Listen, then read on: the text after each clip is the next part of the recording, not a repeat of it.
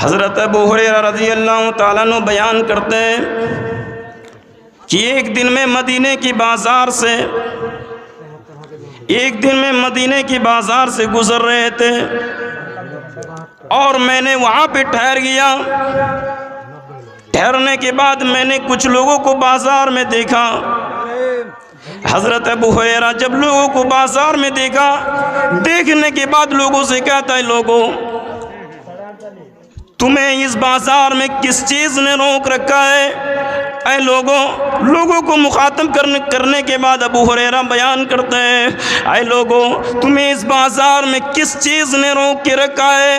حضرت ابو ہریرہ نے جب یہ بات لوگوں کو کہی، لوگوں نے عرض کیا، اے ابو ہریرہ یہ بات آپ نے کس لیے کہہ رہے؟ حضرت ابو ہریرہ بیان کرتے ہیں، اے لوگوں نبی کی میراث تقسیم ہو رہی ہے اور تم یہاں بیٹھے ہوئے، جاؤ اور تم بھی اپنا حصہ وصول کرو۔ حضرت ابو ہریرہ سے کہتے ہیں، اے ابو ہریرہ میراث کہاں تقسیم ہو رہی ہے؟ حضرت ابو ہریرہ فرماتے ہیں، اے لوگوں میراث مسجد میں تقسیم ہو رہی ہے، مال مسجد میں تقسیم ہو رہی ہے۔ لوگوں نے مسجد کی طرف دوڑ کر گیا۔ ظاہر سی بات ہے ہم یہاں پہ بیٹھے ہوئے، لیکن اگر ہمیں پتہ چلے، ہمیں کوئی آدمی کہے کہ منشاہی میں آج مال تقسیم ہو رہا ہے، غریبوں کو دیا جا رہا ہے، سب کو مال دیا جا رہا ہے، تو ہم ظاہر سی بات ہم دوڑ کے جائیں گے۔ حضرت ابو ہریرہ نے جب کہا کہ اے لوگوں مال مسجد میں تقسیم ہو رہی ہے، لوگوں نے جلدی دوڑ کر مسجد کی طرف چلا گیا، لیکن جانے کے بعد پھر فوراً مسجد سے واپس آ رہے ہیں۔ حضرت ابو ہریرہ وہیں پر کھڑے۔ حضرت ابو ہریرہ پھر پوچھ رہے ہیں، اے لوگوں تم نے واپس پھر کیوں آ گیا؟ حضرت ابو ہریرہ پوچھ رہے ہیں، پھر واپس تم نے کیوں آ گیا؟ کہ ابو ہریرہ میں نے تو کسی کو مسجد میں نہیں دیکھا، میں نے تو مسجد میں کوئی مال تقسیم ہوتا ہوا نہیں دیکھا۔ حضرت ابو ہریرہ فرماتے ہیں، اے لوگوں کیا تم نے مسجد میں کسی کو نہیں دیکھا؟ کہ ابو ہریرہ میں نے تو مسجد میں بہت سے لوگوں کو دیکھا جو نماز ادا کر رہا تھا، جو قرآن کی تلاوت کر رہا تھا، جو حرام و حلال کی مسئلے بیان کر رہا تھا، اور اس کے علاوہ میں نے کسی کو نہیں دیکھا۔ حضرت ابو ہریرہ کہتے ہیں، افسوس تمہاری اس بات پر، افسوس تمہاری اس حال پر جو تم نے دیکھا مسجد میں نماز پڑھ رہا ہے، تم نے دیکھا کہ مسجد میں قرآن کی تلاوت کر رہا ہے، تم نے دیکھا کہ مسجد میں تم نے دیکھا کہ مسجد میں حرام و حلال کی مسئلے بیان کر رہا ہے، اور تم پوچھ رہے ہو کہ میراث کا تقسیم ہو رہی ہے۔ وہی تو میراث تقسیم ہو رہی ہے، وہی تو اللہ کے نبی کی میراث ہے۔ میرے پیارے بھائیوں، اللہ کے نبی صلی اللہ علیہ وسلم حضرت ابو ہریرہ نے کہا وہی تو میراث ہے، جو لوگ نماز ادا کر رہا ہے، قرآن کی تلاوت کر رہا ہے، حرام و حلال کے مسئلے بیان کر رہا ہے، وہی تو میراث ہے۔ پھر تم واپس آ گیا۔ میرے پیارے بھائیوں، مسجد میں نمازیں پڑھنا یہ اللہ کے نبی صلی اللہ علیہ وسلم کی میراث ہے، کیونکہ حضرت ابو ہریرہ نے کہا ہے۔ عن عمر ابن الخطاب رضی اللہ تعالیٰ عنہ قال رسول اللہ صلی اللہ علیہ وسلم لا تتخذوا المساجد طرقا الا لذکر او صلاۃ۔ عمر بن خطاب بیان کرتے ہیں، اللہ کے نبی صلی اللہ علیہ وسلم نے فرمایا تم مسجد کو گزارگاہ نہ بناؤ۔ حضرت عمر فرماتے ہیں، اللہ کے نبی نے فرمایا تم مسجد کو گزارگاہ نہ بناؤ، تم مسجد میں نماز پڑھنے کے لیے جایا کرو، لیکن ہمیں اور آپ مسجد میں نماز ادا کی جاتی ہے، ہمیں اور آپ مسجد کے سامنے سے گزر جاتے ہیں، جس سے اللہ کے نبی نے منع کیا تھا، لا تتخذوا المساجد طرقا الا لذکر او صلاۃ۔ اے لوگوں تم مسجد کو گزارگاہ نہ بنا دو، تم مسجد کے سامنے سے گزر نہ جاؤ، بلکہ لذکر او صلاۃ، ذکر کرنے کے لیے اور نماز پڑھنے کے لیے آیا کرو۔ لیکن ہمیں اور آپ مسجد سے اتنے دور ہے، ہماری مسجدوں میں نماز ادا کی جاتی ہے، ہماری مسجدوں میں امام نماز پڑھاتی ہے اور ہم مسجدوں کے سامنے سے گزر جاتے ہیں۔ یہ بدقسمتی ہے ہماری، جو ہماری مسجدوں میں نماز ادا کی جاتی ہے اور ہم مسجد کے سامنے سے گزر جاتے ہیں۔ میرے پیارے بھائیوں، اب آئیے، آپ نے جو ابھی تک صدقہ کیا اس کا کیا ثواب ہے؟ آپ نے جو مسجد میں تعمیر کی اس کا کیا ثواب ہے؟ مسجد تعمیر کون لوگ کرتے ہیں؟ سچے مومن ہی مسجد کی تعمیر کرتے ہیں۔ میرے پیارے بھائیوں، سچے مومن ہی مسجد کی تعمیر کرتے ہیں۔ قرآن نے کہا ہے انما یأمر مساجد اللہ من آمن باللہ والیوم الآخر واقام الصلاة وآتى الزکاة ولم یخش الا اللہ فعسى اولئک ان یکونوا من المہتدین۔ وہی لوگ مسجد کی آباد، وہی لوگ مسجد آباد کرتے ہیں جو اللہ اور یوم آخر پر ایمان رکھتے ہیں اور نماز پڑھتے ہیں اور زکوٰۃ ادا کرتے ہیں اور اللہ کے علاوہ کسی سے نہیں ڈرتے، اللہ کے علاوہ کسی سے نہیں ڈرتے، کسی سے گھبراہٹ نہیں کرتے۔ امید ہے یہی لوگ ایمان، یہی لوگ ہدایت پانے والوں میں سے۔ میرے پیارے بھائیوں، اب آئیے، مسجد کی تعمیر اللہ کی رضا کے لیے جو مسجد کی تعمیر کرتا ہے، جو مسجدیں بناتا ہے، تو اللہ رب العالمین اس کے لیے جنت میں گھر بناتا ہے۔ حضرت عثمان بن عفان بیان کرتے ہیں، عن عثمان بن عفان رضی اللہ تعالیٰ عنہ قال قال سمعت النبی صلی اللہ علیہ وسلم من بنا مسجدا یبتغی بہ وجہ اللہ بنى اللہ لہ بیتا مثلہ فی الجنہ۔ حضرت عثمان بن عفان بیان کرتے ہیں کہ اللہ کے نبی صلی اللہ علیہ وسلم کو میں نے فرماتے ہوئے سنا ہے، اللہ کے نبی صلی اللہ علیہ وسلم کو میں نے فرماتے ہوئے سنا ہے کہ جس نے مسجد تعمیر کی، جس نے مسجد تعمیر کی، اللہ تعالیٰ اس کے لیے جنت میں گھر بنائیں گے۔ میرے پیارے بھائیوں، بخاری نے اس کا نقشہ کھینچا ہے۔ عن عمر ابن الخطاب قال سمعت النبي صلى الله عليه وسلم يقول من بنى مسجدا یذکر فیہ اسم اللہ بنى اللہ لہ بیتا فی الجنہ۔ عمر بن خطاب بیان کرتے ہیں کہ میں نے اللہ کے رسول کو فرماتے ہوئے سنا ہے کہ جس نے مسجد بنائی اور جس میں اللہ کو یاد کیا جاتا ہے، جس نے مسجدیں بنائی اور جس میں اللہ کو یاد کیا جاتا ہے، تو اللہ تعالیٰ اس کے لیے جنت میں گھر بنائیں گے، تو اللہ تعالیٰ اس کے لیے جنت میں گھر بنائیں گے۔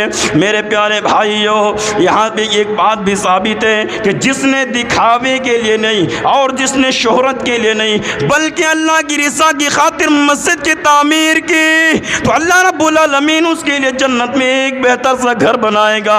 اللہ تعالیٰ قیامت کے دن اس کے لیے جنت میں ایک بہتر سا گھر بنائے گا۔ میرے پیارے بھائیوں، حضرت عائشہ فرماتی ہے کہ اللہ کے نبی صلی اللہ علیہ وسلم نے فرمایا کہ جس نے دکھاوے اور شہرت کے لیے مکان، جس نے دکھاوے اور شہرت کے لیے اللہ کی مسجد کی تعمیر نہیں کی بلکہ اس نے اللہ کی رضا کی خاطر مسجد کو بنایا، تو اللہ تعالیٰ قیامت کے دن اس کے لیے جنت میں ایک بہتر سا گھر بنائیں گے۔ میرے پیارے بھائیوں، اور بہت سی ہے۔ حضرت اسماء بنت یزید بیان کرتے ہیں کہ جس نے دنیا میں مسجد بنائی، مسجد کی تعمیر کی، تو اللہ تعالیٰ قیامت کے دن اس کے لیے جنت میں ایک گھر عطا فرمائے گا، ایک مقام بنائے گا۔ میرے پیارے بھائیوں، اور ہمیں اور آپ ایسے ہیں کہ ہمارے گاؤں میں دیکھا یہ جاتا ہے بعض لوگوں کے دل ایسا ہے جو مسجدوں میں خرچ کرنے کے لیے ڈرتے ہیں کہ یہ ہماری مسجد نہیں ہے، ہم یہاں پہ نماز ادا نہیں کرتے تو ہم کیوں خرچ کریں۔ بعض لوگ ایسے ہیں جو یہ سوچتے ہیں کہ یہ ہماری مسجد نہیں ہے، ہم یہاں نماز نہیں پڑھتے ہیں تو ہم کیوں یہاں چندہ دینے آئے، ہم کیوں یہاں دان کریں، ہم کیوں یہاں صدقہ کریں۔ میرے پیارے بھائیوں، مجھے بتاؤ تو صحیح، جو سعودی سے مسجدیں بناتی ہے ہمارے یہاں ہندوستان میں، کیا سعودی عرب سے لوگ یہاں پہ نماز پڑھنے کے لیے آتے ہیں؟ نہیں آتے ہیں، لیکن کیوں ادا کرتے ہیں، کیوں مسجدیں بناتے ہیں؟ اس لیے اللہ کے نبی صلی اللہ علیہ وسلم نے فرمایا کم سے کم صدقہ کرنے والوں کے لیے بھی اللہ تعالیٰ قیامت کے دن جنت میں ایک گھر بنائے گا۔ عن جابر بن عبداللہ رضی اللہ تعالیٰ عنہ قال من بنا مسجدا للہ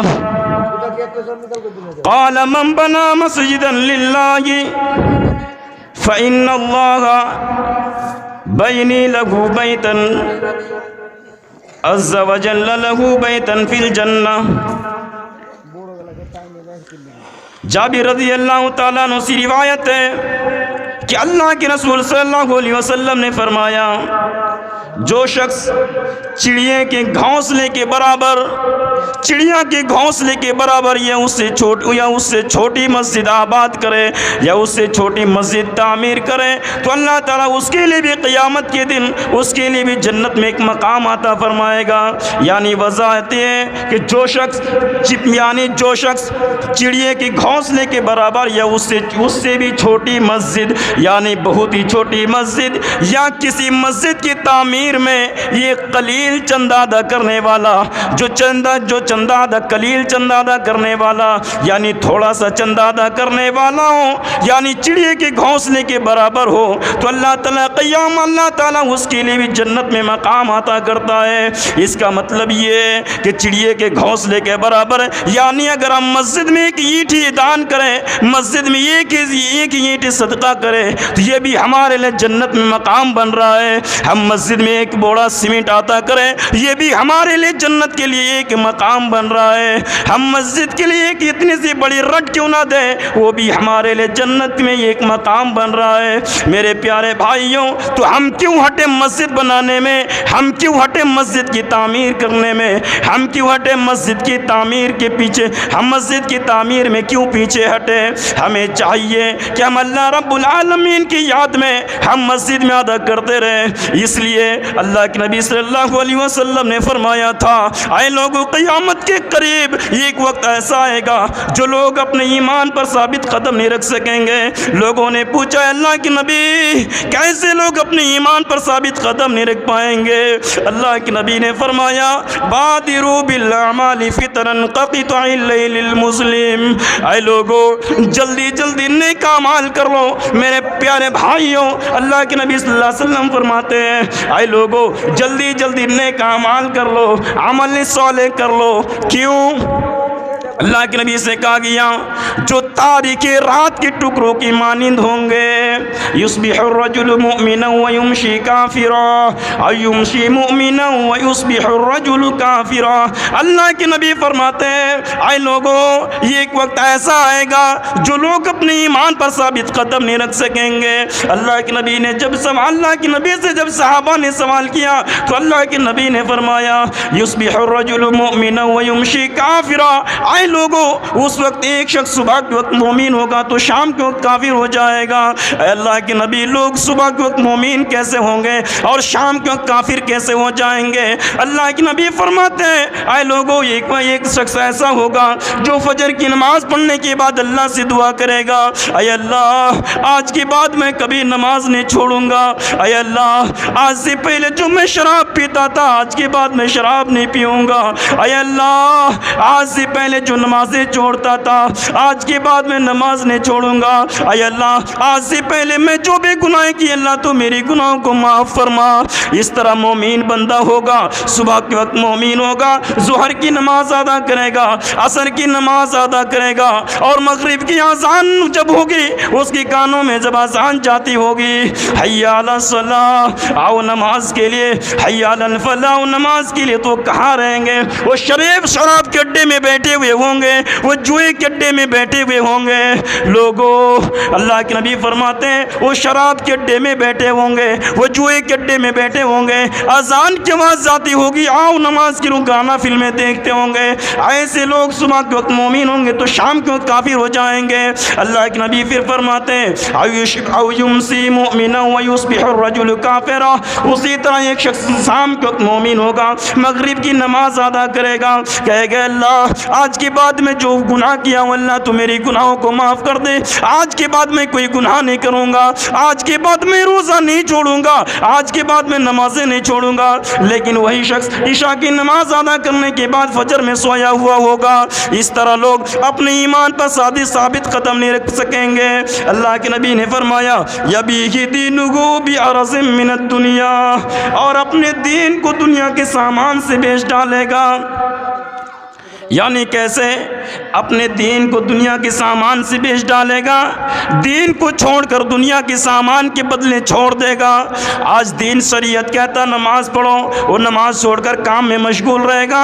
شریعت کہتا روزہ رکھو، روزہ چھوڑ کر کام میں مشغول رہے گا۔ ایسے لوگ اپنے دین کو دنیا کے سامان سے بیچ ڈالے گا، ایسے لوگ اپنے دین کو دنیا کے سامان سے بیچ ڈالے گا۔ میرے پیارے بھائیوں، اب آئیے، مسجد کی تعمیر صدقہ جاریہ ہے، اور انسان کے مرنے کے بعد بھی یہ صدقہ، یہ ثواب ملتا رہتا ہے۔ حضرت ابو ہریرہ رضی اللہ تعالیٰ عنہ فرماتے ہیں کہ اللہ کے رسول صلی اللہ علیہ وسلم نے فرمایا کہ مومن کے مر جانے کے بعد، ذرا غور سے سنیے، کہ مومن کے مر جانے کے بعد اس کے اعمال میں سے اگر کسی چیز کا ثواب پہنچتا ہے تو کیا ہے؟ 7 چیزیں ہیں جو اس کو ثواب پہنچتا ہے۔ اللہ کے نبی نے فرمایا مومن کے مرنے کے بعد اس کے نیک کاموں میں سے اگر کسی چیز کا ثواب پہنچتا ہے تو 7 چیزیں ہیں، اور وہ کیا ہے؟ علم جو اس نے کسی دوسرے کو سکھایا اور پھیلایا، مثلا جیسے جس کے پاس علم ہے وہ کسی دوسرے آدمی کو پڑھایا سکھایا، اور جیسے ایک عالم دین ہے کسی کے سامنے نصیحت کیا، اپنے دین کو پھیلایا کہ میرے بھائی دین شریعت یہ کہتا ہے۔ میرے پیارے بھائیوں، یہی وجہ ہے کہ ایک شخص تو وہ ہوگا، اللہ کے نبی نے فرمایا جس کے پاس علم ہے اور جس نے کسی ایک آدمی کو سکھایا اور پھیلایا۔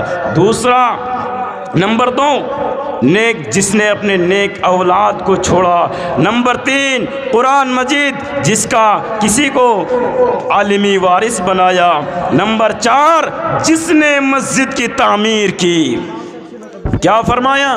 کہ قیامت تک ثواب ملتا رہے گا۔ چوتھے نمبر پہ فرمایا جس نے مسجد کی تعمیر کی۔ میرے پیارے بھائیوں،